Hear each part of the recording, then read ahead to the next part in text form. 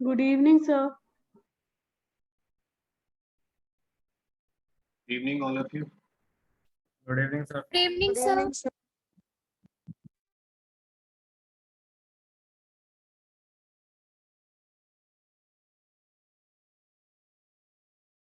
Any doubts from chemical bonding? Sir hydrogen bonding में कैसे question आते हैं? हाइड्रोजन बॉन्डिंग में सर प्रॉपर्टी से रिलेटेड पूछ सकते हैं। अच्छा, ओके सर। अब जैसे एक्सेशन रीजनिंग का ही क्वेश्चन पूछा जाए कि ऑर्थो नाइट्रोफिनॉल है, उसका बॉइलिंग पॉइंट कम है पैरा नाइट्रोफिनॉल से। रीजन दिया है it is because of intramolecular hydrogen bonding in ortho nitrophenol.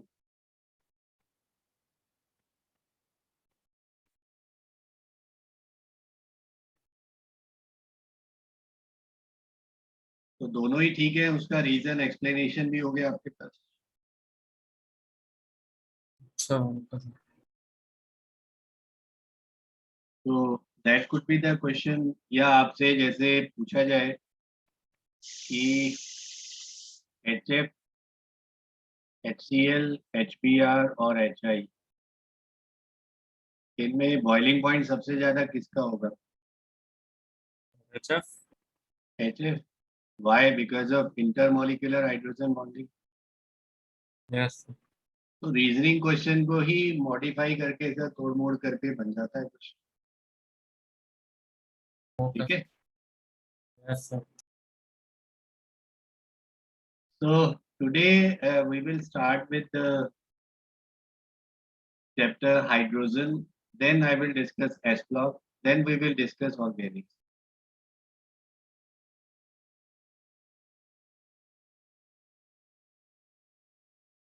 So sir, hydrogen, the very first element in the periodic table. What is atomic number and mass number here? 1. H11. Yes. Yes sir. What about the position in the periodic table?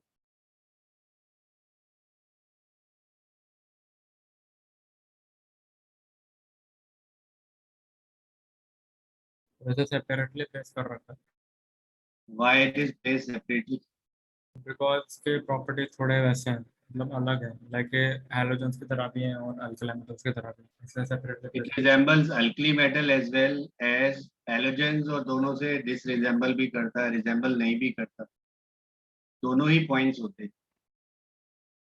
देखिए यहाँ पर actual में क्या है, configuration if I से it is 1s1 for hydrogen.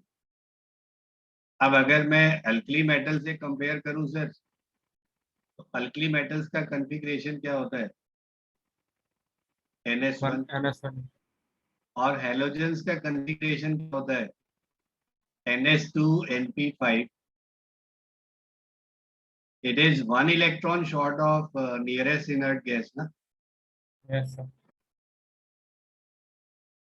Nearest noble gas. और hydrogen का nearest noble gas कौन सा है? हीलियम। हीलियम है। It is also 1 electron short of nearest noble gas. Configuration की अगर मैं बात करूं, कॉन्फ़िगरेशन में ये रिजेंबल करता है। दूसरी बात सर, हैलोजेंस जो हैं दे आर डायटोमिक,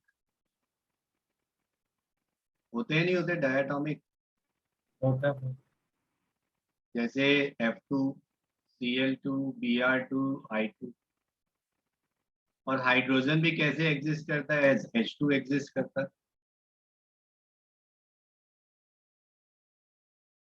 तीसरी बात, ये जैसे मेटल्स के साथ हाइलाइट्स बनाते हैं,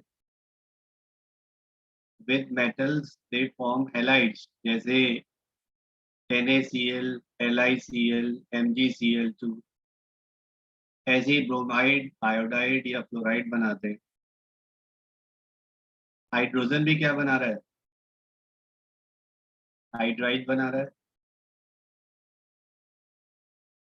अगर मैं अल्कली मेटल से कंपेयर करूं तो अल्कली मेटल्स में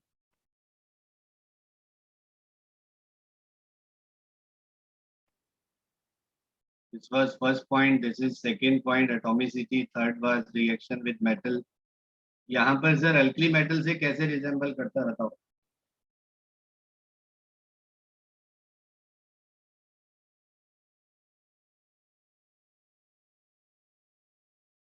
और क्या कहते हैं सर, जो बाकी एलिमेंट्स है कंबाइन अल्कली मेटल्स की तरह करता है। ये सर ऑक्साइड्स बनाता है, हैलाइड्स यस बनाता सर। है, इवन सल्फाइड्स भी बनाता है। जैसे आप कोई भी देखिए, सोडियम का ऑक्साइड लिया मैंने Na2, हाइड्रोजन का ऑक्साइड क्या बना H2, हैलाइड बना NaX, यहाँ पर क्या फार्मूला होगा HX, सल्फाइड यहाँ पर फार्मूला बनेगा Na2S, यहाँ पर क्या फार्मूला बना H2S बना ना। अच्छा, एक और पॉइंट सर, अगर मैं इलेक्ट्रोलिसिस कराता हूँ वाटर का, आपने इलेक्ट्रोलिसिस कराया इन presence of dilute acids, cathode पे क्या मिलता है मुझे?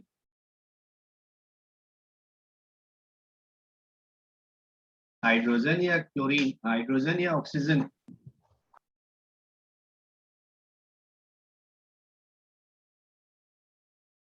पॉजिटिव आयन कैथोड पे डिस्चार्ज होता है या एनोड पे? हाइड्रोजन। एनोड।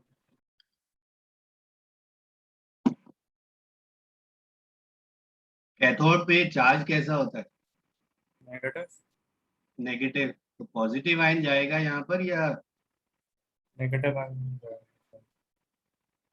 नेगेटिव पे नेगेटिव जाएगा? पॉजिटिव जाएगा। पॉजिटिव। तो हाइड्रोजन मिल रहा है मुझे। अगर मैंने NaCl मोल्टन लिया, उसका भी इलेक्ट्रोलिसिस आपने कराया, तो कैथोड पे मुझे सोडियम मेटल मिल रहा है। देखो होगा क्या, सोडियम प्लस इलेक्ट्रॉन लेन गेन करके क्या बनाएगा Na, यहाँ पर H प्लस इलेक्ट्रॉन गेन करके क्या बना रहा है, हाइड्रोजन बना रहा है। तो दोनों में ही प्रोडक्ट जो है हाइड्रोजन डिस्चार्ज हो रहा है कैथोड पे, सोडियम भी कहाँ डिस्चार्ज हुआ आपका?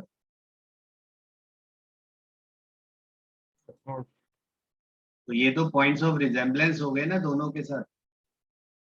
Yes sir. अच्छा, डिसिमिलैरिटी क्या है?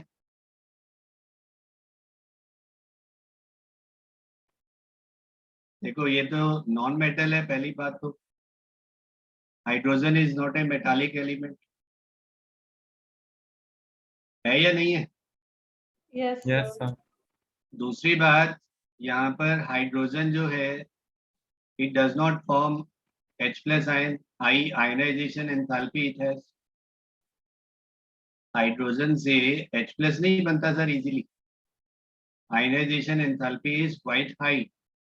आपको याद होगा मैंने आपको एक क्वेश्चन बताया था जब आयनिक बॉन्ड डिस्कस किया था कि हाइड्रोजन HCl जब बना रहा है तो ये आयनिक बॉन्ड क्यों नहीं बना रहा, क्योंकि H प्लस ही नहीं बनता sir. Thirdly, H plus does not exist as a isolated ion.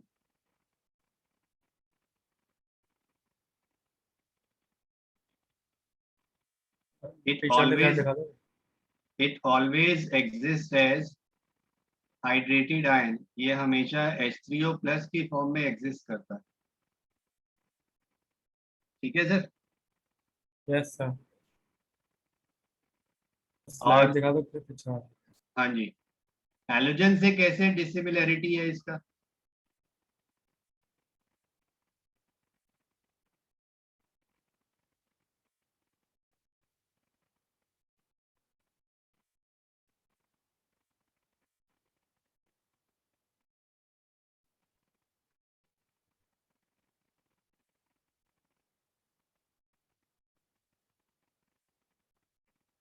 Reactivity is low.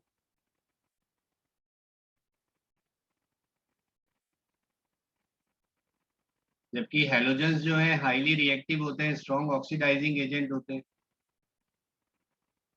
दूसरा पॉइंट आप लिख सकते हैं sir, it is reducing in nature.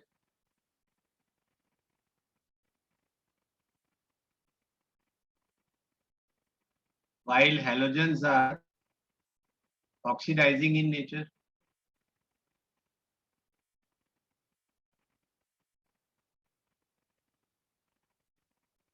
जैसे मान लो जिंक ऑक्साइड लिया आपने, हाइड्रोजन से रिएक्शन कराया, आपको क्या मिला, जिंक प्लस H2O बना ना ये।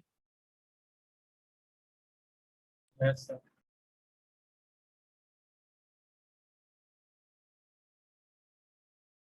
और तीसरा पॉइंट आप ये भी लिख सकते हैं यहाँ पे sir,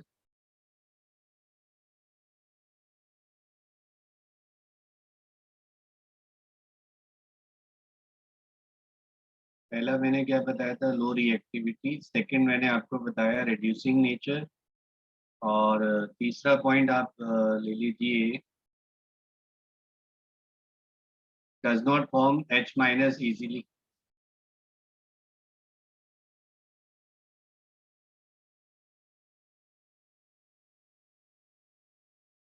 and low electronegativity. Hydrogen का इलेक्ट्रोनेगेटिविटी 2.1 होता है। फ्लोरीन मोस्ट इलेक्ट्रोनेगेटिव एटम है, वहां आपका फ्लोरीन का इलेक्ट्रोनेगेटिविटी 4 है, क्लोरीन 3.5 है, तो highly electronegative atom, while halogens have high electronegativity.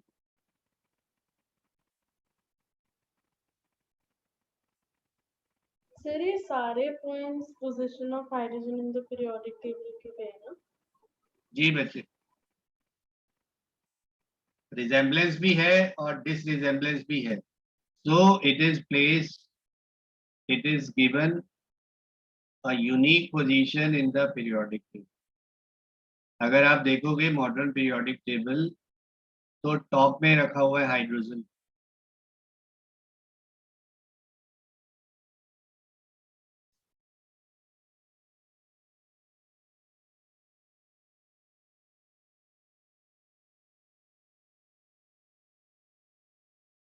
अच्छा, what are isotopes of hydrogen?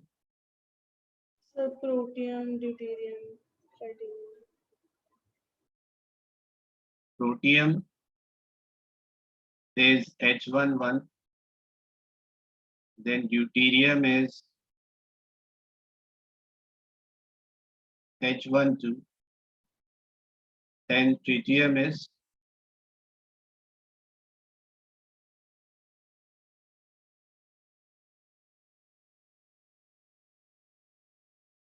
H13। सबसे abundant फॉर्म कौन सा होता है बेटा इनमें?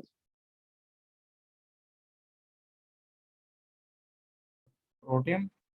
प्रोटियम।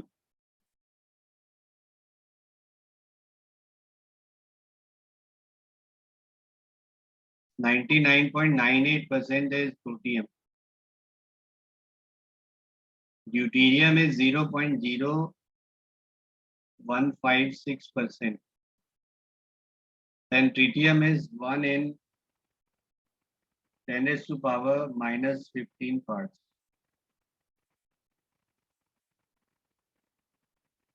मतलब 10 raised to power minus 15 parts इसका abundance होगा। तो सबसे least abundant कौन सा है? Tritium. Also this is radioactive also.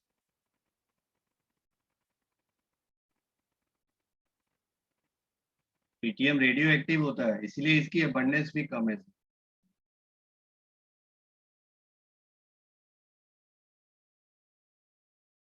Sir ऐसा क्यों है कि रेडियोएक्टिव मेटल्स जो भी होते हैं सर वो कम इसमें होते हैं? वो बेटा डिके करता रहता है ना। रेडियोएक्टिव एलिमेंट्स कौन से होते हैं? यूरेनियम। यहाँ 10 raised to power 18 लिख लेना। जो रेडियो एक्टिव सब्सटेंसेस होते हैं वो स्पॉन्टेनियसली डिके करते रहते हैं, तो इसलिए उसका अमाउंट अपने आप ही कम होता चला जाता है, अनस्टेबल होते हैं बेसिकली, और सबसे स्टेबल जो है वो प्रोटियम ही है। ठीक है। Yes sir.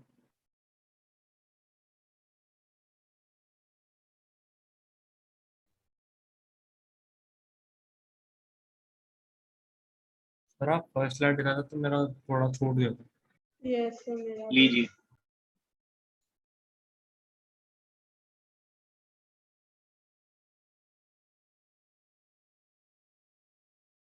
अब तीनों जो आइसोटोप्स हैं आपस में डिफर किस रिस्पेक्ट में करते हैं? तो protons The presence of protons या neutrons. न्यूट्रॉन्स? और Neutrons. Neutrons sir neutron. They differ with respect to the number of neutrons. सबसे प्रोटियम में कितने न्यूट्रॉन है? Zero. It has 0। और deuterium have, 1. Then tritium have 2. 2 neutrons. Good.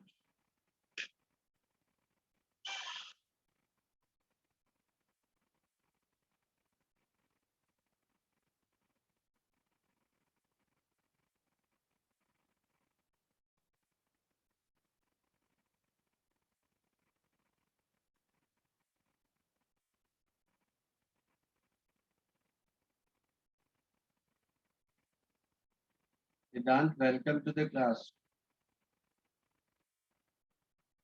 Are you there? Yes sir. काफी दिनों बाद आपको देख रहे हैं आज। सर एग्जाम चल रहा है। अच्छा, हरप्रीत लास्ट क्लास में नहीं थे आप?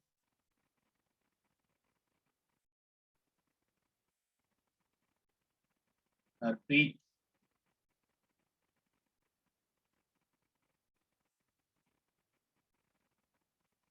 कर लिया नोट बच्चे? Yes sir, thank you. Yes sir कर ले। अच्छा, यहाँ पर sir these isotopes have similar chemical properties क्योंकि प्रोटॉन सेम होता है।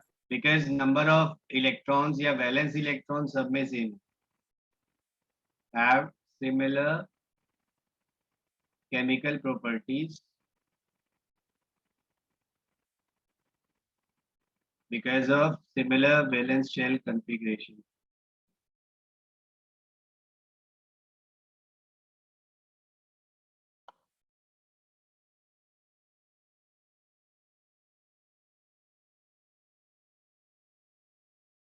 However, they differ with respect to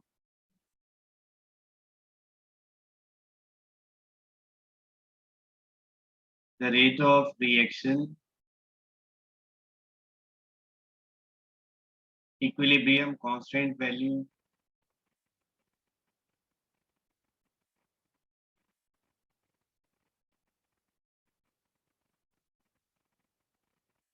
due to different masses.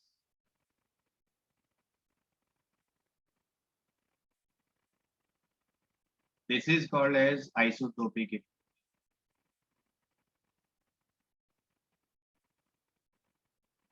ये आप ऑर्गेनिक केमिस्ट्री में ये चीज आपको मैं सिखाऊंगा। बेसिकली क्या है, मैं आपको एक एग्जांपल देता हूँ। आपने यहाँ पर CH लिया और यहाँ हेलोजन लिया। शायद आपने 10th में एल्कीन्स का प्रिपरेशन पढ़ा हो, नहीं भी पढ़ा तो कोई बात नहीं, आप यहाँ दोबारा से पढ़ेंगे आगे, हाइड्रोकार्बन्स में एल्कीन्स में पढ़ेंगे। तो बेसिकली यहाँ पर है क्या बच्चे कि अगर मैं इसको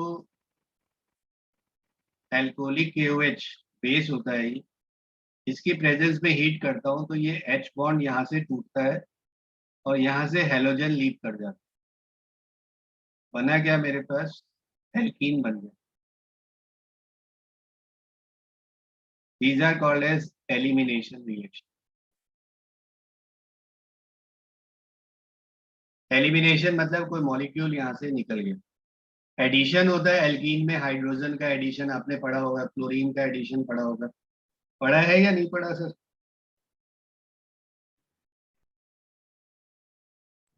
सर वो अगर पढ़ा है ना क्या 10th में? 10th में कट गया था सर बहुत सारा से। यस सर, वो क्वेश्चन डिलीटेड था। डिलीटेड था तो सर फिर भी आप यहाँ 11th में तो पढ़ेंगे ही। अब अगर आपके पास यहाँ पर H की जगह मैंने D लगा दिया सर, सेम रिएक्शन आपने कराया, बनेगा यहाँ पर भी आपके पास एल्कीन ही, लेकिन मान लो ये R1 है, ये R2 है, R1 R2 से बड़ा होगा, रिएक्शन रेट इसका फास्ट होगा, इसका स्लो होगा। एक्चुअल में क्या है, ये जो CH बॉन्ड है ये जल्दी टूट जाता है, इसकी bond enthalpy is low for CH bond then CD bond. तो इस बॉन्ड के लिए ज्यादा एनर्जी देनी पड़ रही है, इसलिए रिएक्शन रेट क्या होगा, इसका स्लो होगा, ये ज्यादा फास्ट होगा। इसी चीज को हम बोलते हैं सर आइसोटोपिक इफेक्ट या isotope effect. Otherwise chemical property same है, बना दोनों केस में एल्कीन है, लेकिन रिएक्शंस का जो रेट है वो दोनों केस में सेम होगा या डिफरेंट होगा? डिफरेंट होगा। वो दोबारा बता सकते हो प्लीज? एक्चुअल में जैसा मैंने अभी कहा कि सिमिलर वैलेंस शेल कॉन्फ़िगरेशन है, तो फॉर दैट रीजन उनकी केमिकल प्रॉपर्टीज तो सेम ही होंगी, लेकिन रेट जिस रेट पे वो रिएक्ट कर रहे हैं वो अलग अलग हो सकता है। इसी को हम बोलते हैं सर आइसोटोप इफेक्ट। अच्छा ओके सर। इक्विलिब्रियम कांस्टेंट क्या होता है? जी, equilibrium constant value. Equilibrium constant आप केमिकल इक्विलिब्रियम के साथ पढ़ेंगे। कुछ रिएक्शन रिवर्सिबल होते हैं, रिवर्सिबल रिएक्शन के केस में आपके पास एक स्टेज आती है जब रेट ऑफ फॉरवर्ड और rate of backward reaction equal होते हैं, दोनों सेम रेट पर होते हैं, उसे हम इक्विलिब्रियम बोलते हैं। Okay sir. उस स्टेज पर आपका जो कंसंट्रेशन है रिएक्टेंट्स प्रोडक्ट्स का वो इक्वल हो जाता सर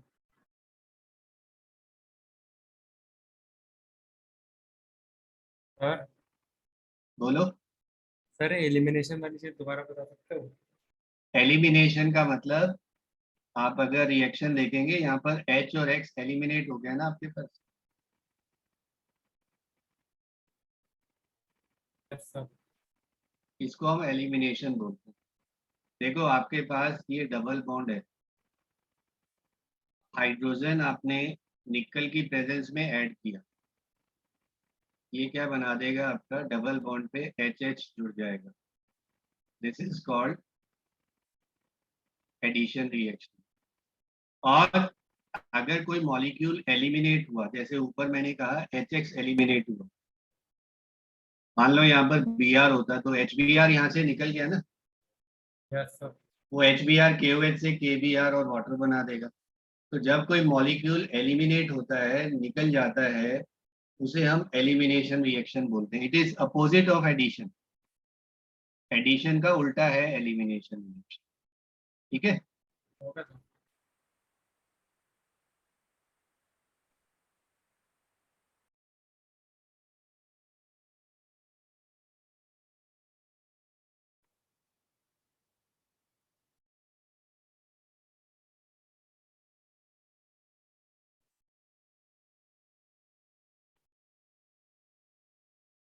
सर इस चैप्टर में कोई न्यूमेरिकल्स हैं?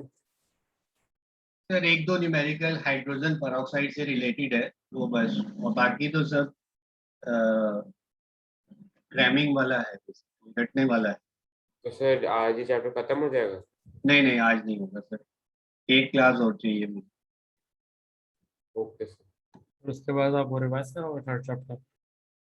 इसके बाद सर एस ब्लॉक करेंगे, फिर रिवीजन देंगे आपको। कौन सा अच्छा, चैप्टर ओके सर। आपको रिवाइज करना है इसके बाद? फिर भाई हम उस पर चल रहे थे Periodic और classification. Periodic class. Periodic classification कर देंगे, कोई नहीं, यस। बट पहले हाइड्रोजन और एस ब्लॉक एक साथ कर दो। Okay sir. Sir chemical bonding का टेस्ट भी अगर हो सकता है तो? हाँ, नेक्स्ट वीक के लिए आपका केमिकल बॉन्डिंग का टेस्ट रखते हैं, मैं अभी सर से बात कर लेता हूँ, लाइकली मंडे को ही रखते हैं। मंडे तक तो कर लेंगे सभी, या तो रिवाइज तो मैंने पूरा करा ही दिया 3 क्लासेस में। सर मैं नहीं Yes, कर sir. पाऊंगी। बेटा टेस्ट देने में आपको MCQ करने में क्या प्रॉब्लम है, काफी चीजें तो आती है ना। अरे सर मैंने सर अभी रिकॉर्डिंग सुनी स्टार्ट की है तो काफी है, मैं टाइम लगेगा थोड़ा। थोड़ा और डिले कर देते हैं। सर Yes, मतलब sir. फ्राइडे तक कर दो प्लीज। ये मंडे नहीं रखते, इससे कमिंग मंडे में ले लेते हैं, हाँ जी सर, ठीक है। ठीक है। Yes sir. अभी तक तो 2 ही टेस्ट दिए ना आपने, एक पहला यूनिट 1 हो चुका है आपका, और यूनिट 2 का दिया आपने। Yes, sir. Yes, sir. अभी तो 3 भी रहता है आपका, 4 भी रहता है। स्टेट्स ऑफ मैटर का रख ले 5। यस सर, उसका रख लो। सर उसमें डॉग या स्टेट्स ऑफ मैटर कोई भी रख लो। बोलो, स्टेट्स ऑफ मैटर में कोई हैंड आउट्स आपके? सर आप ऐसे ही कर रहे हो ना, मतलब केमिकल बॉन्ड नहीं कर ऐसे। केमिकल बॉन्डिंग करो, ठीक है। Yes, sir. ऑर्डर ठीक है, वाइज ठीक। चलता है।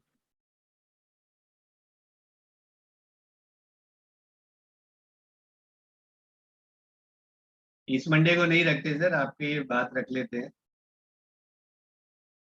Yes, sir. सिद्धांत ने भी रिवाइज करना होगा, वो भी एक बार कर लेगा तो फिर सभी देना।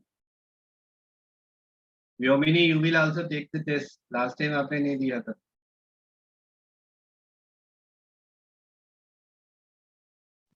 Yes, sir. Preparation of H2 dihydrogen. First is lab method.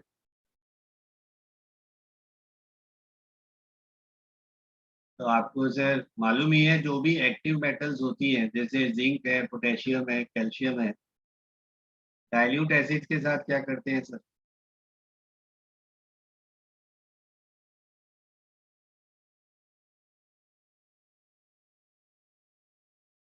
Hydrogen displace करते हैं ना डाइल्यूट एसिड से। Yes, sir. First method is action of metal on dilute acid. Copper displace करेगा क्या? बंदा ही करेगा। It could be any metal above hydrogen in the reactivity. Reaction of zinc with aqueous alkali.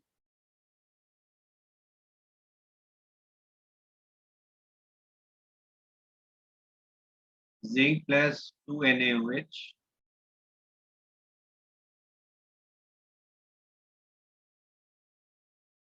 Na2ZnO2 plus hydrogen.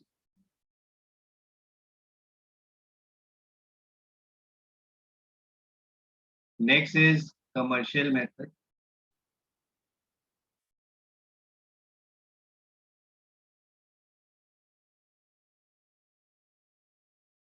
Commercial method means large scale पे जब आपको बनाना हो, large scale production के लिए.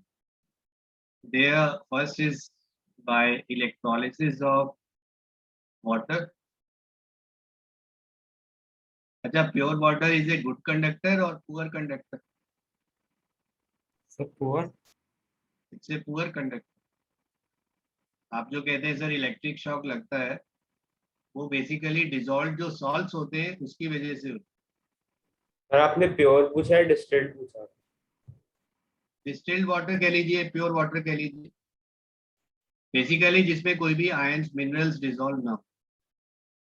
Yes sir. Deionised water basically I can say, ना उसमें कोई cation dissolve है ना एनायन डिसॉल्व। तो यहाँ पर H+ या OH- की प्रेजेंस में ही हम इलेक्ट्रोलिसिस कराते हैं, which make it a good conductor. Water से सर हाइड्रोजन बनेगा, साथ में ऑक्सीजन। H+ या OH- यहाँ पर कंडक्टिविटी बढ़ा देते हैं, क्योंकि ये आयंस जो है गुड कंडक्टर हो। ये आपको कैथोड पे मिलेगा, और ऑक्सीजन कहाँ पर मिलेगा? Anode. What is ratio of their volume? बोलो। 2:1।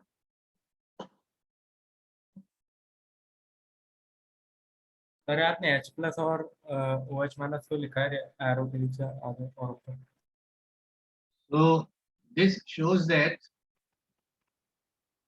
water contains 2 parts of hydrogen, 1 part of oxygen. Mole ratio जो है 1:8 parts by mass ये रिएक्ट करते हैं. Second method is by action of steam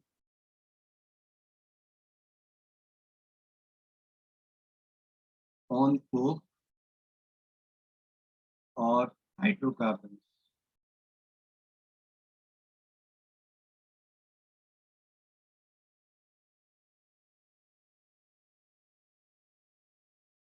Suppose जैसे मैंने कोक लिया carbon, steam is H2O gas, ये देगा sir CO plus hydrogen. This mixture of carbon monoxide and hydrogen, it is called as syngas. अब ये भी क्वेश्चन इंपॉर्टेंट है कि sir what is syngas? It is a mixture of carbon monoxide and hydrogen. And why we call it as a syngas?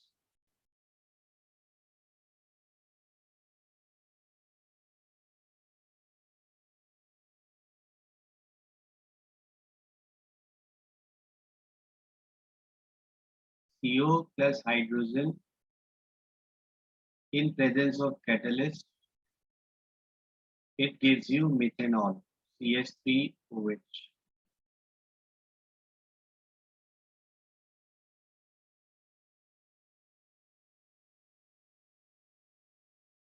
So that's why it is called as syngas, synthetic gas भी आप बोलते हैं. And also I have told you कि sir hydrocarbon आपने लिया, steam के साथ आपने रिएक्शन कराया.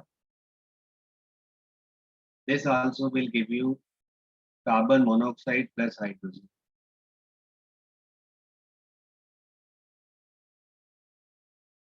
Again, this mixture is syngas.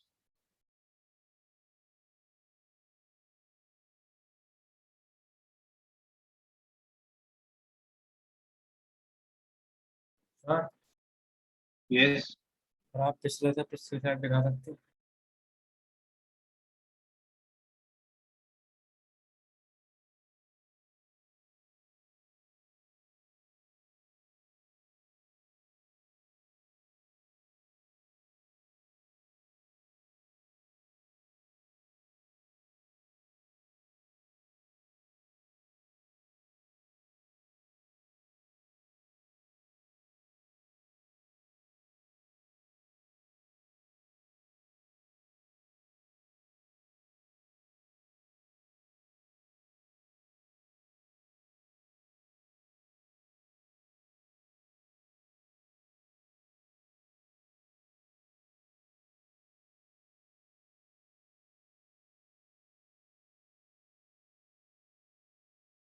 Sir एक बार इसके बाद वाली भी स्लाइड दिखा देना प्लीज.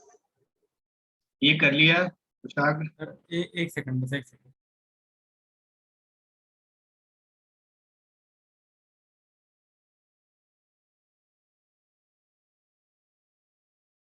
सर कर लो. डन. Yes sir.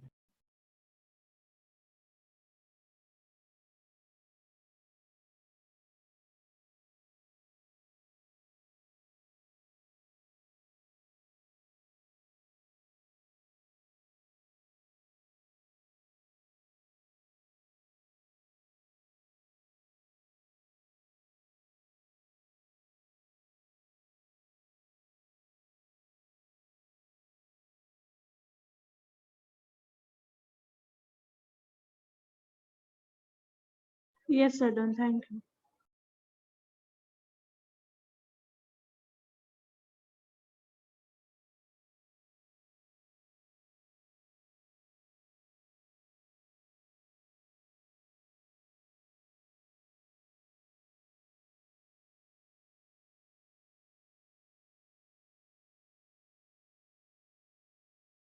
अच्छा, यहाँ पर sir production of dihydrogen can be increased by reaction of carbon monoxide with steam in presence of iron chromate, which acts as a catalyst.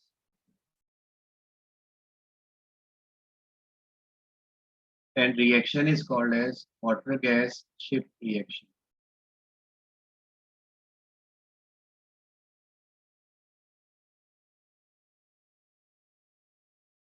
आपने जो CO है इसको स्टीम के साथ रिएक्शन कराया, ये क्या देगा मुझे?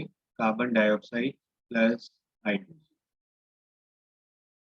अब जो CO था वो भी स्टीम के साथ रिएक्ट करके क्या बना रहा है? Dihydrogen gas.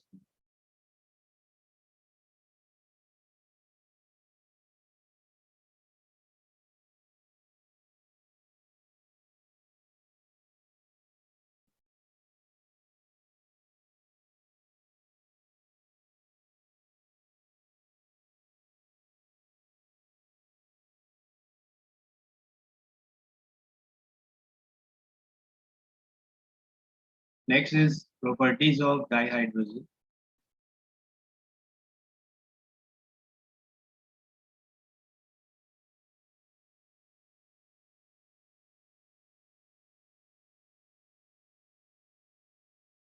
Physical properties.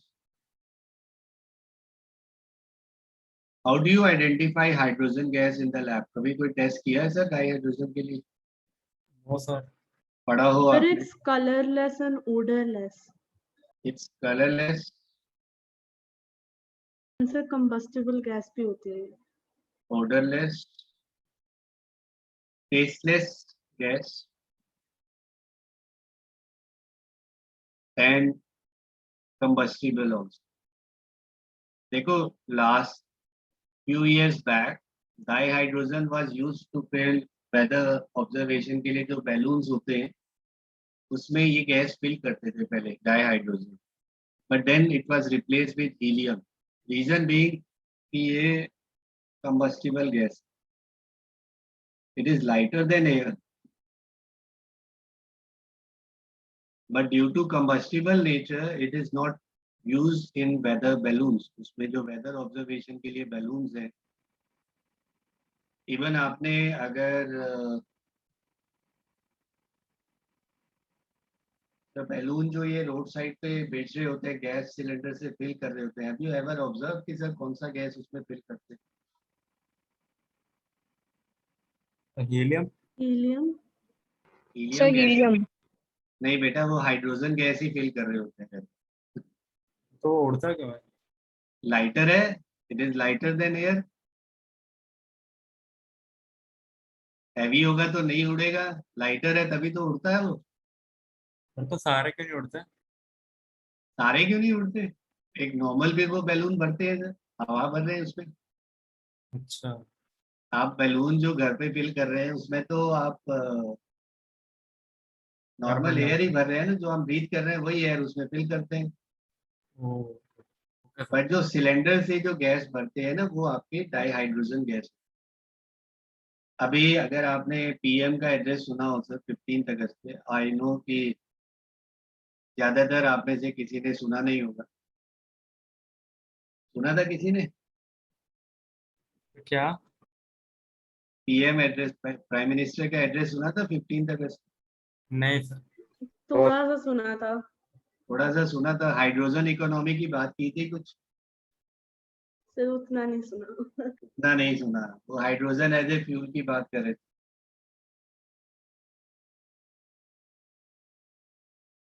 आजकल के बच्चे जो है ना, मतलब वो वाली बात हो जाती है कि पेरेंट्स कुछ कहें तो भी नहीं सुननी। हाँ, जो यार दोस्त कहें, फ्रेंड्स लोग जो कहते हैं वही सब ठीक है। That's a trend nowadays. नहीं सर, ऐसा नहीं है। सर उनकी स्पीच थोड़ी बोरिंग होती है। ये ऐसे बिल्कुल लेक्चर की तरह लगती है। मैं भी तो लेक्चर ही देता हूँ, बोरिंग ही तो होता है ये काम। नहीं सर, आपका इंटरेस्टिंग होता है। Yes sir. देखिए उसमें होता क्या है, हमें थोड़ा सा अपने ना सराउंडिंग के बारे में, एनवायरनमेंट के बारे में, भाई dihydrogen it's a cleaner fuel. Cleaner fuel क्यों है? क्योंकि अगर आप हाइड्रोजन को कंबशन भी करेंगे तो क्या बनेगा, H2O बनेगा। हाइड्रोजन की कंबशन से बनेगा क्या, H2O बनना है। और कोई भी हम फॉसिल फ्यूल्स यूज कर रहे हैं, चाहे हम पेट्रोल यूज कर रहे हैं, चाहे हम गैसोलीन यूज कर रहे हैं, चाहे आप डीजल यूज कर रहे हैं, कोल यूज कर रहे हैं, सभी में क्या एमिट हो रहा है, CO2 एमिट हो रहा है। सल्फर है, सल्फर बर्न होकर सल्फर डाइऑक्साइड बना रहा है, सल्फर ट्राइऑक्साइड बना रहा है, एसिड रेन कॉज कर। नाइट्रोजन के ऑक्साइड्स रिलीज हो रहे हैं इन सबकी कंबशन। अभी ड्यू टू लॉकडाउन अगर आपने ऑब्जर्व किया हो, वेदर वाज मच क्लियरर। जो एयर हम पिछले 2 साल पहले जो इतना विंटर्स में स्कूल्स वगैरह या ऑफिस टाइमिंग्स वगैरह उन्होंने शट डाउन कर दिए थे because of high pollution level, इतना AQI, particulate yes, sir. Matter. आपने ये 2 साल पहले की ही बात है ना, लॉकडाउन से पहले की बात है, सितंबर अक्टूबर, Yes, sir. जब ये क्रॉप कटती है उस टाइम पे ये फार्मर्स वगैरह जलाते हैं, उससे सस्पेंडेड पार्टिकल्स एयर में इंक्रीज हो रहे थे 250 अबाउट 270 280, नॉर्मल लेवल से मल्टी मतलब 2 गुना 4 गुना आपका लेवल बढ़ गया था। तो लॉकडाउन की वजह से जब सारी एक्टिविटीज आपकी शट डाउन हो गई, ट्रैफिक मूवमेंट कम हो गया, अब फिर वही हाल है, सड़कों पे वही रश है, लोग बाग फिर गोलगप्पे चाट खा रहे हैं सड़कों पे। Yes, फिर sir. कहते हैं जी डेल्टा वेरिएंट जो है बहुत खतरनाक है। डेल्टा वेरिएंट तो आप खुद ही इनवाइट कर रहे हैं। ठीक होगा। It is lighter than air, that's why balloon flies. वो बैलून जो है एयर में राइज करता है। And sir, it is insoluble in water also. या इनसॉल्युबल इन वाटर।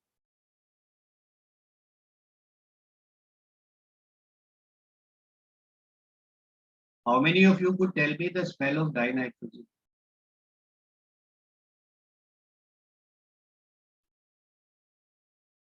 बता सकते हैं कोई इंटेलिजेंट आप में से जो है सबसे सर ज्यादा? एक बार रिपीट करना क्या क्वेश्चन। बताना? स्मेल ऑफ डाइनाइट्रोजन को।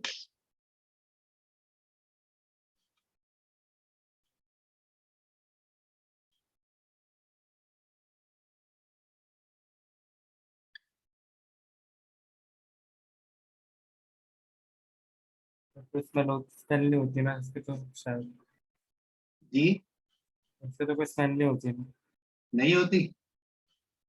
तो शायद। मैंने कई बार स्टूडेंट से पूछा है और सब कहते हैं सर पंजेंट स्मेल होती है।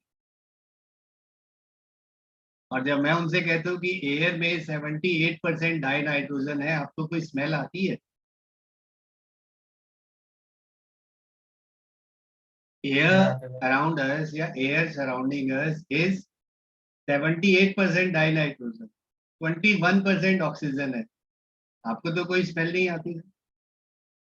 सर लेकिन इसकी आई थिंक अनप्लेजेंट ओडर होती है आई थिंक।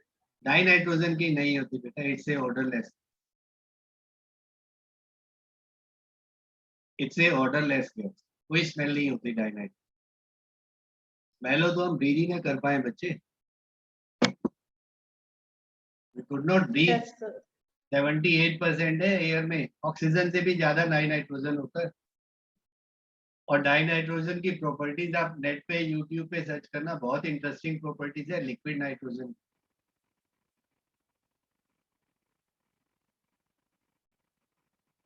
अभी तो टायर्स वगैरह में जो आप डाई नाइट्रोजन भी फिल करने लगे।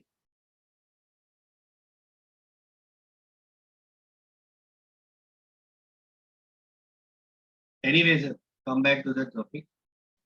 Dihydrogen is having high bond dissociation enthalpy. सबसे हाईएस्ट होती है सर इसकी अमॉन्ग्स डायटोमिक मॉलिक्यूल, क्योंकि स्मॉलेस्ट साइज है हाइड्रोजन का, तो इसलिए बॉन्ड एंथैल्पी इसकी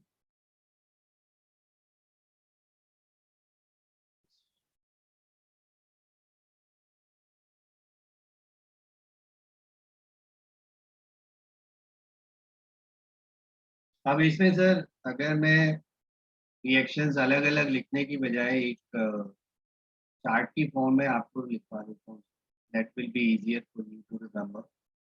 सर हेलोजेंस के साथ एक्स में भी क्लोरीन, ब्रोमीन, क्लोरीन कोई भी हो सकता है, HX बनाएगा हेलोजन एसिड। डाई ऑक्सीजन के साथ in presence of catalyst at high temperature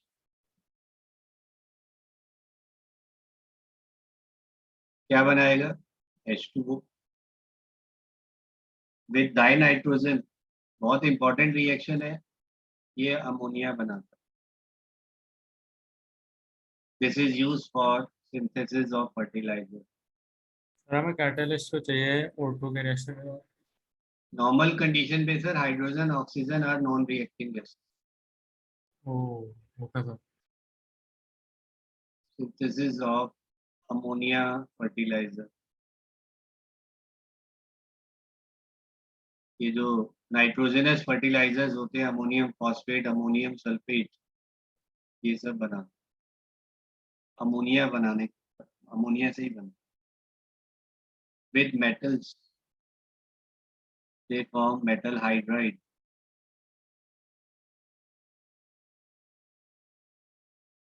hydrides में हाइड्रोजन का ऑक्सीडेशन स्टेट क्या है, सर -2। -1। अदरवाइज अच्छा हाँ। बाकी सभी कंपाउंड्स में +1 होता है। मेटल्स के साथ जब कंबाइन करता है तो हाइड्राइड बनाता है, -1 oxidation state. Reaction with metal ions, यहाँ पर सर M जो है मैंने अल्कली मेटल लिया। There could be alkaline earth metal also, जैसे कैल्शियम हाइड्राइड है CaH2, बेरिलियम हाइड्राइड है BeH2। ये सेकेंड ग्रुप के एलिमेंट्स जो है डाईहाइड्राइड बनाएंगे, क्योंकि ऑक्सीडेशन स्टेट +2 है, तो formula will be BeH2 CaH2 MgH2 and so on.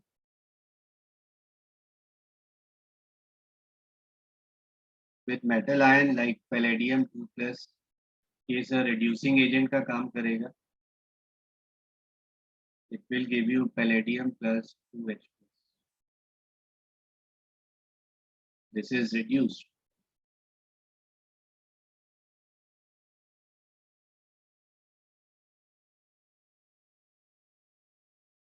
With alkenes, RCH double bond CH2, hydrogen reacts to form RCH2CH3. This reaction is used for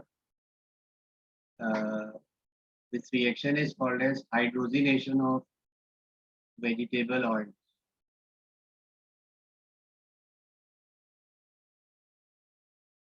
ये reaction जो मैंने यहाँ पर लिखा,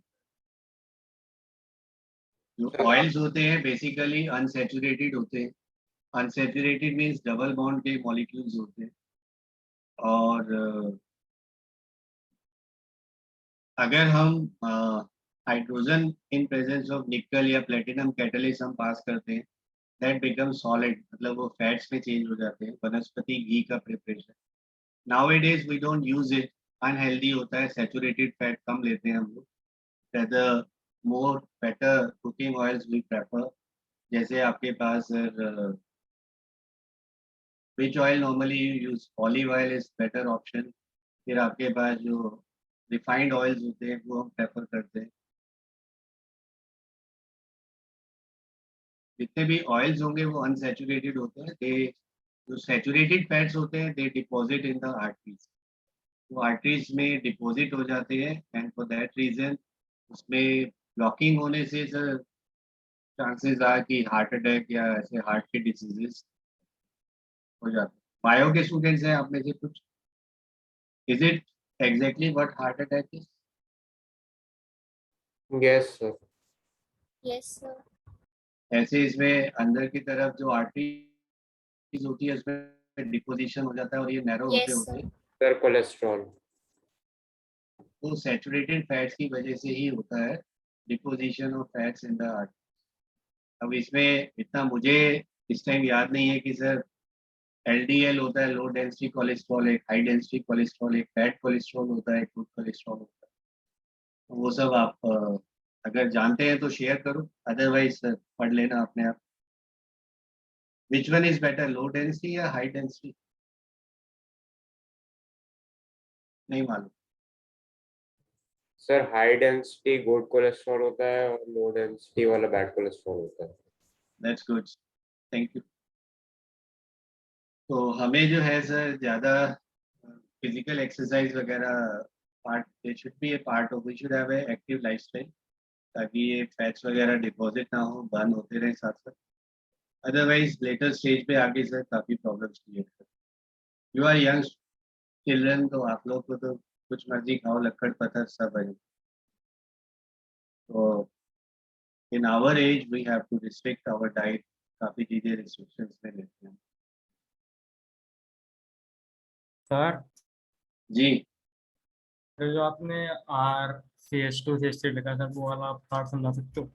मतलब जो आपने आरो करके इसमें लिख रखा RCH2 बेटा, यहाँ पर डबल हाइड्रोजन बॉन्ड। का एडिशन, अभी पीछे जैसे मैंने एलिमिनेशन के साथ रिएक्शन बताया था ना आपको, यस सर। ये वही रिएक्शन है। HH यहाँ पे डबल बॉन्ड पे ऐड हो जाएगा, एक H यहाँ पर जुड़ा, एक यहाँ पर, डबल की जगह बॉन्ड कैसा बन गया, सिंगल बन गया। अच्छा, ठीक है, तो उसमें R क्या है? आर कोई भी हो सकता है सर, मिथाइल इथाइल प्रोपाइल कोई भी चेन लगा। आपने अच्छा, सपोज मैंने ये लिया CH2 डबल बॉन्ड CH, अगर आपसे कहा जाए sir hydrogen in presence of निकल, क्या बनेगा यहाँ?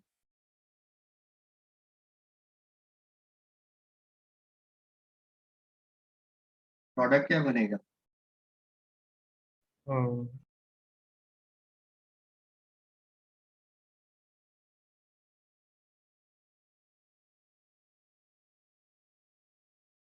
CH3 बनेगा ना यहाँ। इथीन है ये, इससे बना क्या आपके पास, इथेन बन गया। और एक और रिएक्शन है यहाँ पर, हाइड्रोक्सी फॉर्माइलेशन बोलते हैं, hydroformylation.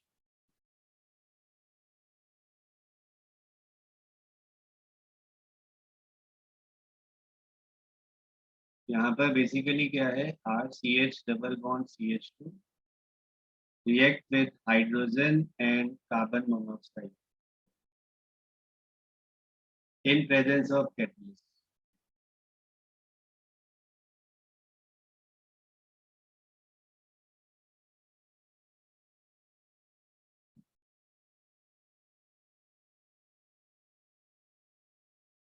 It form RCH2CH2CH2, aldehyde बनता है ये। और फर्दर रिडक्शन करेंगे सर यहाँ पर, तो ये अल्कोहल बना। फंक्शनल ग्रुप्स तो पढ़े होंगे आपने, वो भी नहीं पढ़े 10th में? हाँ सर पढ़े थे। बहुत पढ़े हैं सर। पढ़े हैं आपने? Yes sir. नहीं भी पढ़े तो सर बहुत सारे हैं आपके, अब तो 3-4 ही पढ़े होंगे 10th में, यहाँ 50 यस पढ़ाएंगे। सर, कितने? 50 पढ़ा देंगे। अच्छा, okay. amines, primary, secondary, tertiary, carboxylic acid, carboxylic derivative, चार ऐसे, aldehyde, ketones, फिर alcohol, फिर thione, फिर कार्बोक्सिलिक एसिड के साथ थायो ईथर, ईथर, बहुत सारे फंक्शनल ग्रुप्स आते हैं। नाइट्रो कंपाउंड्स है, नाइट्राइल का ग्रुप है, आइसोसाइनाइड है, बहुत सारे हैं, सब ऑर्गेनिक में है। सब ऑर्गेनिक है।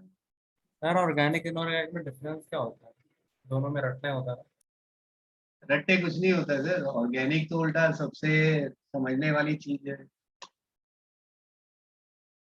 अच्छा, तो ऑर्गेनिक उसमें होता केमिस्ट्री क्या? में रिएक्शन मैकेनिज्म से आपको आंसर करना इजी होता है। We will discuss it. आपको बहुत अच्छे अच्छे एग्जांपल्स देके, बहुत फंडामेंटल्स आपके इतने स्ट्रॉन्ग होंगे सर, 12th में आपको कोई प्रॉब्लम ही नहीं आएगी।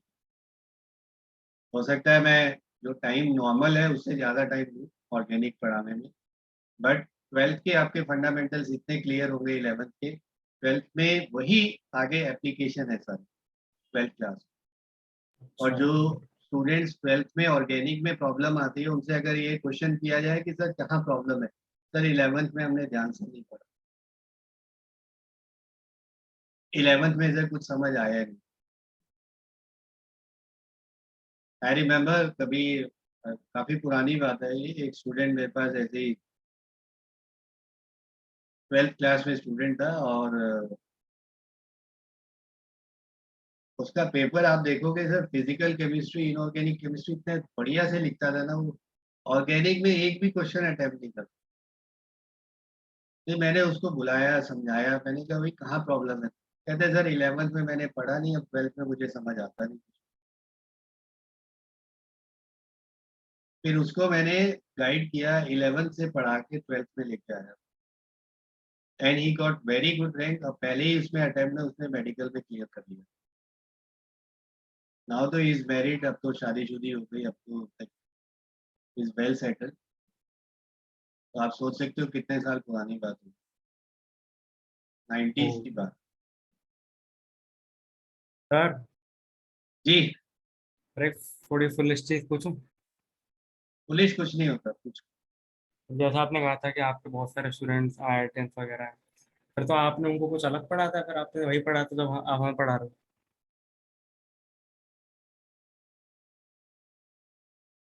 वेरी फ्रेंकली बेटा, उस लेवल पे, यही एडवांस लेवल पे आपको नहीं पढ़ाता, मेंस लेवल के लिए इतना सफिशिएंट। अच्छा। वेरी फ्रेंकली, मतलब मैं फ्रेंकली बोल रहा हूँ कि एडवांस लेवल के लिए तो सर फिर मुझे और ही लेवल पे पढ़ाना था। और तो अगर मतलब कुछ लोग इंटरेस्टेड हो, मतलब आपके स्टूडेंट्स, आप उन्हें पढ़ाओगे क्या? मैं सर आप लोगों को क्लियर बोलता हूँ कि अभी आप 11th में रिलैक्स होके पढ़ो, जब 12th में आओगे ना, मैं आपको जैसे आप कहोगे वैसे पढ़ा। अच्छा ठीक है सर, ओके ठीक सर। है, 11th को यस अभी आप मजे लो, 11th को ठीक से पढ़ो बस। ऑलरेडी 10th से जब 11th में आए हो, इतना लेवल आपको नहीं है। आपको ये भी पता होगा 10th का लेवल क्या था और 11th में क्या लेवल है। Yes sir. Sir, मैं तो एक ही बात कहता हूँ, वो फर्स्ट स्टेप है, ये 10th स्टेप है, 9th स्टेप का गैप है सीधा आपका 10th से 11th। और 11th में शुरू के 2 से 3 महीने यही समझ नहीं आता कि पढ़ाई कैसे करनी है। Yes sir. This is from my experience of over 25 years, I am telling you कि 11th में जब स्टूडेंट नया आता है, एक तो स्टूडेंट वो है कि सर मैंने तो 10th में पता नहीं क्या महारत हासिल कर ली, मेरे मार्क्स 95%, 98% आ गए। एक्चुअली अगर देखा जाए उस बच्चे को नेग्लिजिबल नॉलेज होती है। एक एटॉमिक स्ट्रक्चर में ही आप देखिए कि जहां आपने सिर्फ बोर्स मॉडल पढ़ा कि सर इलेक्ट्रॉन घूम रहे हैं, न्यूक्लियस कह रहा हूँ, वो सब वहां से तो आप शुरू कर रहे हैं, उसमें भी एनर्जी, फिर एंगुलर मोमेंटम और रेडियस और वेलोसिटी, कितनी सारी एक्सप्रेशन आपको पता।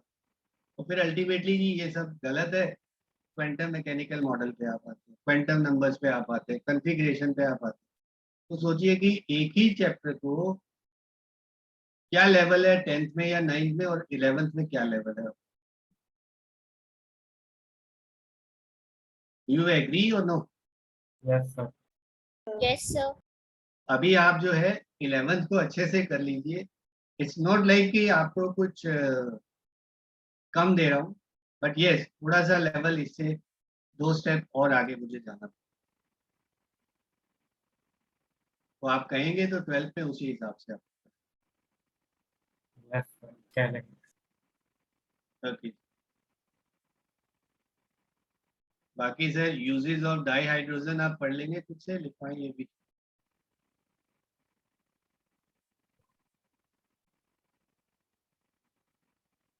ब्रीफ में लिख देता हूँ, मैन्युफैक्चर ऑफ अमोनिया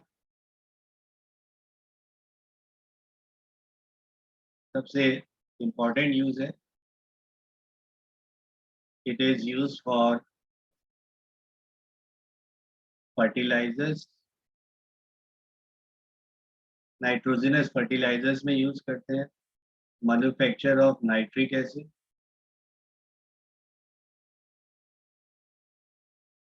इसमें भी आप अमोनिया को यूज करते हैं। सेकेंडली एज ए फ्यूल, अभी इस पे काफी हम डिस्कस करेंगे आगे, हाइड्रोजन इकोनॉमी के बारे में, manufacture of methanol,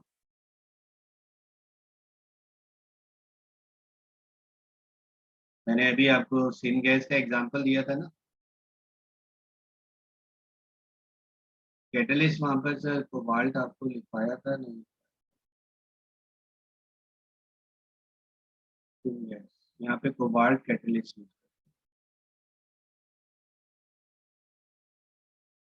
and hydrogenation of vegetable.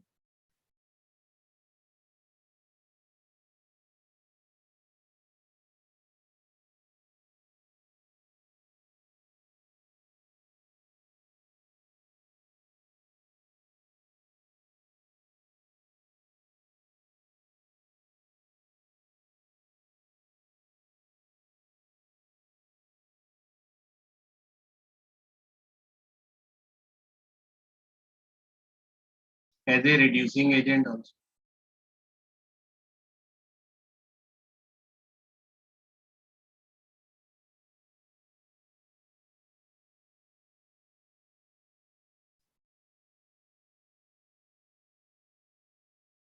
अब देखिए सर यहाँ पर हाइड्राइड्स नेक्स्ट टॉपिक है on which questions are usually asked. Hydrides का क्या मतलब है, कितने टाइप के हाइड्राइड्स होते हैं, कैसे हम आइडेंटिफाई करते हैं इसमें।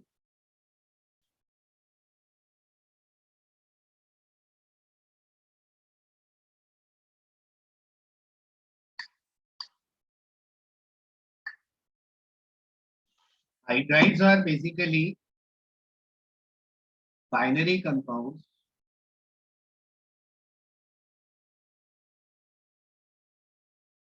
containing hydrogen as one of the elements.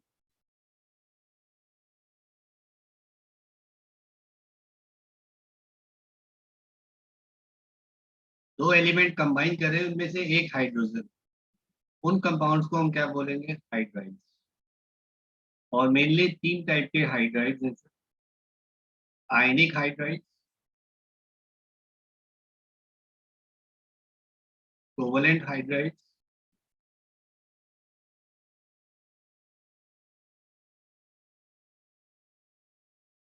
Third is interstitial hydrides.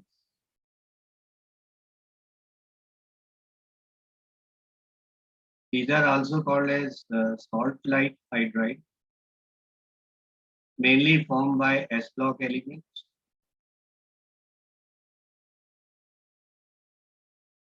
Except for beryllium, beryllium पे जो हाइड्राइड्स है वो कोवलेंट होते हैं।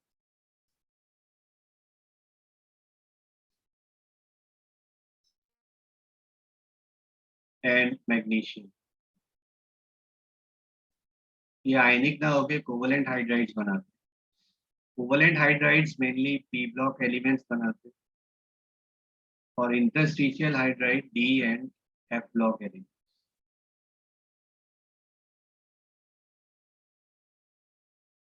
So we shall discuss them. First is ionic hydrides.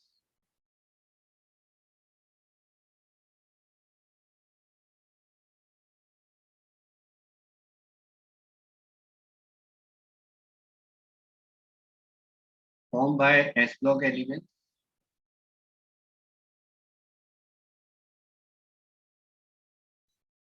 Except hydride of beryllium and magnesium.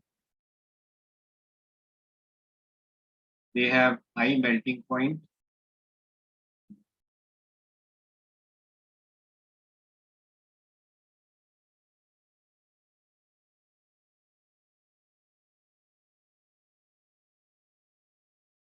Crystalline in nature. आयनिक है तो sir crystalline structure होगा। Non volatile, non volatile का मतलब वेपर्स नहीं बनाते easily, and non conducting in solid state.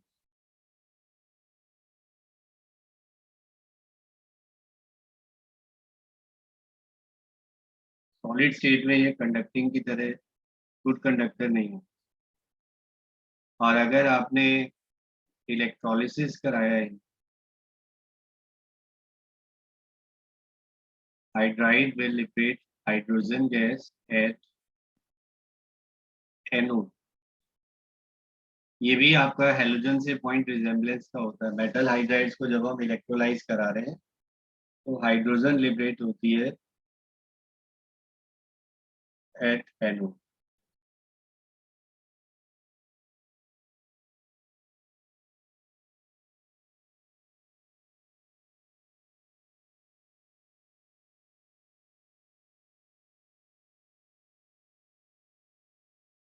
Next is covalent hydrides. Name itself suggests a covalent bond होगा इनके बीच। p block elements बनाते हैं mainly।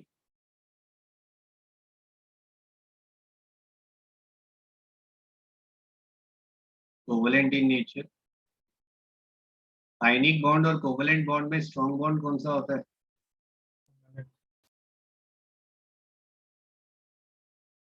बताइए। आयोनिक। आयनिक स्ट्रॉन्ग होता है। These are volatile in nature। Volatile means easily vaporize करते हैं। और इनमें से 3 कैटेगरीज होती है। One is electron rich, second is electron deficient,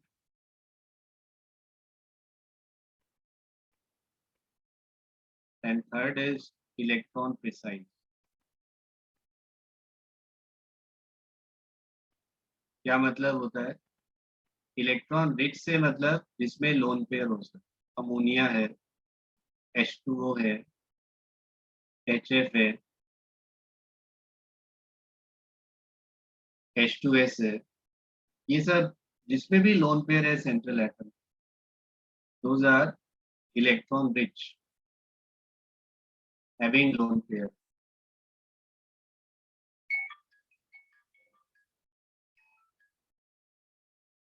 electron deficient BH3,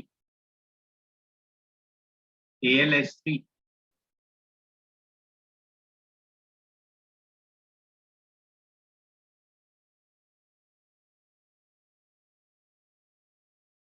इसमें से इनकम्प्लीट ऑक्टेट है। इनकम्प्लीट ऑक्टेट का मतलब यहाँ पर ऑक्टेट कंप्लीट नहीं है। कितने इलेक्ट्रॉन है BH3 के बाद?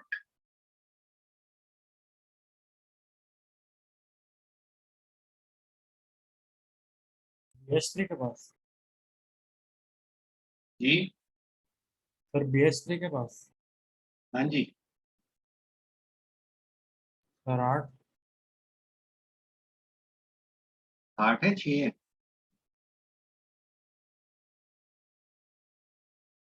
सर आप बैलेंस इलेक्ट्रॉन की बात कर रहे हैं? बोरॉन के पास तो 3 इलेक्ट्रॉन है बेटा। अच्छा हाँ सर, सॉरी सर। शेयरिंग के बाद तो आपके पास 6 ही इलेक्ट्रॉन होंगे ना। Yes sir.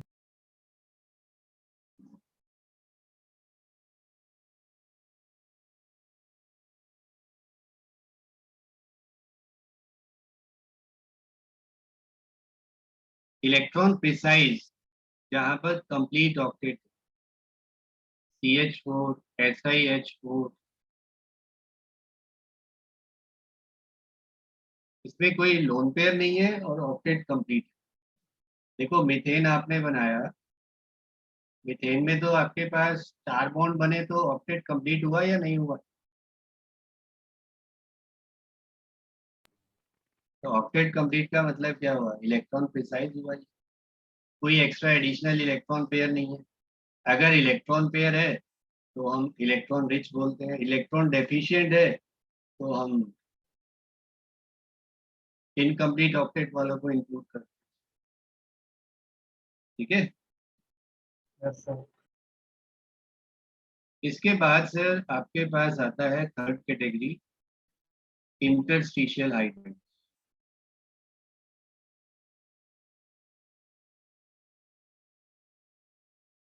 Formed by, as I told you, D and F block elements form such hydrides.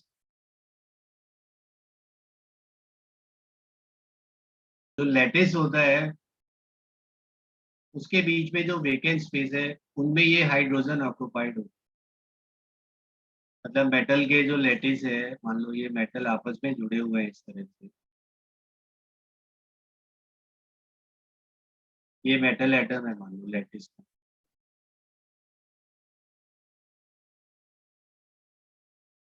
बीच में हाइड्रोजन के एटम घुस जाएंगे क्योंकि खाली स्पेस है वहां पे, हाइड्रोजन छोटा सा एटम है वो घुस जाता है। और यहाँ पर भी सर ग्रुप 7, 8, 9 जो होते हैं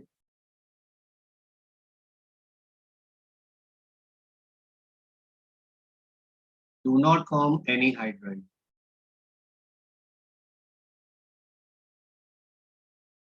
And this is called as hydride gap बोलते हैं। Which elements form hydride gap? Group 7, 8 and 9. And third important point to remember here that these are non-stoichiometric. Non-stoichiometric का मतलब होता है जो मेटल और हाइड्रोजन का जो रेशो है वो इंटीग्रल रेशो नहीं होता। जैसे वेनेडियम है, हाइड्राइड है 0.56, सिंपल रेशो नहीं है। NaH आपने लिखा था 1:1 रेशो था, यहाँ पर निकल हाइड्राइड है जैसे it is 0.6 to 0.7, so they are non-stoichiometric hydrides। और मेटल लैटिस के बीच में ये हाइड्रोजन एटम स्पेस ऑक्युपाई करते हैं। such type of hydrides are called as interstitial hydrides। बाकी सर इसमें वाटर की प्रॉपर्टीज और हाइड्रेट्स के टाइप्स वो सब हम नेक्स्ट क्लास में डिस्कस करते हैं। फिर हाइड्रोजन पेरोक्साइड है जिसपे न्यूमेरिकल्स पूछे जाते हैं, that also I will explain you. और फिर हाइड्रोजन इकोनॉमी। तो अभी एक क्लास का काम और बचा है, we shall discuss it in the next class. जी और आप वो बता सकते हो आप नॉन स्टोइकियोमेट्रिक क्या होता है? Non stoichiometric, yes sir. Stoichiometric compounds होते हैं जहाँ पर दो एलिमेंट्स का रेशो जो है सिंपल इंटीग्रल रेशो है। जैसे आपने NaCl लिया 1:1 रेशो है ना, यस सर। NaH है 1:1 रेशो है। यहाँ पर अभी जो मैंने एग्जांपल्स दिए उनमें रेशो क्या सिंपल रेशो आ रहा है, क्या बन रहा है? Yes sir. नहीं बन रहा, तो इसलिए इनको हम नॉन स्टोइकियोमेट्रिक कंपाउंड बोलते हैं। फ्रैक्शन में आएगा हाइड्रोजन का जो है ना, यस वो सर। फ्रैक्शनल नंबर आएगा, that is the difference. Okay sir, thank you. Thank you sir. Slides भेज देना प्लीज। Slides भेज देना।